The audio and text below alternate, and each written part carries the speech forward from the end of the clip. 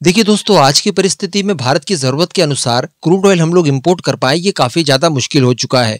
हम लोग लगातार देख पा रहे हैं कि भारत रशियन तेल खरीद कर एक बहुत बड़ी रिस्क अपने माथे ले रहा है। आज 25% के टैरिफ भारत के ऊपर क्रूड ऑयल के इंपोर्ट को लेकर ही लगे हैं। चलिए, अगर हम लोग रशिया का तेल छोड़कर कहीं और से खरीदना चाहें तो इसमें भी हमें काफी दिक्कतें आ सकती है। काफी ज्यादा पैसा हमको इसके लिए खर्च करना पड़ेगा। साथ ही जो दुनिया भर के अंदर कॉन्फ्लिक्ट चल रहे हैं, ऐसे में आपकी तेल की रिक्वायरमेंट पूरी हो पाए समय पर इसकी फिलहाल कोई गारंटी नहीं है। कब मिडिल ईस्ट में, कब अफ्रीका में या कब लैटिन अमेरिका में किसी तरह का कोई बड़ा कॉन्फ्लिक्ट हो जाए और तेल की सप्लाई रुक जाए, बिल्कुल भी कहा नहीं जा सकता। और भारत की बात की जाए तो भारत दुनिया का तीसरा सबसे बड़ा क्रूड ऑयल का उपयोग करता है। और बुरी बात यह है कि 80% तक की रिक्वायरमेंट हमें इंपोर्ट करके पूरी करनी होती है, जो कि रिस्की भी है। और साथ ही बिलियंस ऑफ डॉलर्स हमें हर साल दूसरे देशों को देना होता है, जो कि हमारी अर्थव्यवस्था पर गहरा चोट करती है।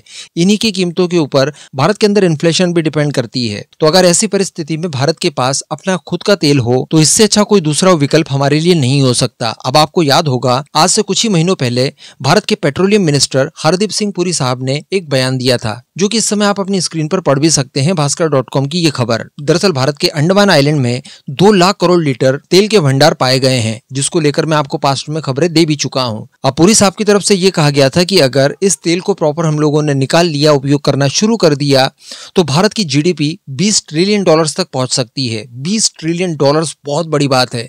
आप सोचकर देखिए, अगर आज की परिस्थितियों में इतनी जीडीपी हमारी हो जाती है तो आगे पीछे मिलाकर हम लोग चाइना की बराबरी आसानी से कर सकते हैं। लेकिन समस्या ये थी कि भला इस तेल के भंडार को निकाला कब जाएगा? क्या इसको लेकर गवर्नमेंट हवाई बातें कर रही है या फिर सीरियस मोड पर इसको लेकर कोई प्रोजेक्ट भी शुरू किया है? तो देखिए, इसी को लेकर एक खबर निकल कर आई है। बताया जा रहा है कि वर्ष 2026 में, जिसमें अब कुछ ही महीने बाकी हैं, अंडमान आइलैंड से तेल निकालने के लिए एक परियोजना तैयार की जाएगी, जिसमें लगभग 3200 करोड़ रुपए की लागत आने जा रही है।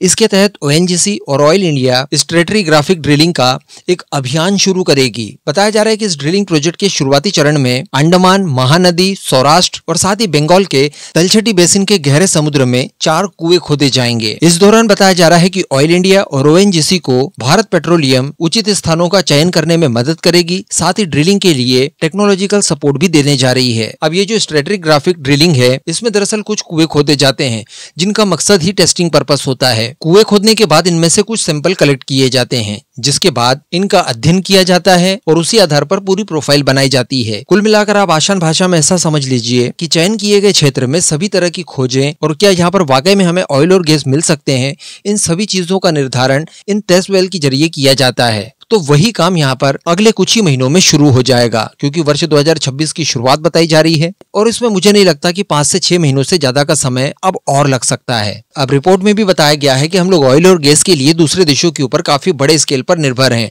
और हमें लगभग 150 बिलियन डॉलर्स इन इंपोर्ट्स का बिल पे करना होता है। आप समझ सकते हैं कि 150 बिलियन डॉलर्स कितना हो गया। इन सभी से बचने के लिए ही इन परियोजनाओं को शुरू किया जा रहा है। तो हम बस भगवान से यही प्रार्थना करेंगे कि जितने भी कार्य किए जा रहे हैं इस अभियान के तहत, वो सारे के सारे सफल हो। जल्द से जल्द भारत की क्रूड ऑयल और गैस की रिक्वायरमेंट डोमेस्टिक लेवल पर ही पूरी हो। इसी के साथ इस वीडियो को अंत करेंगे। जय हिंद।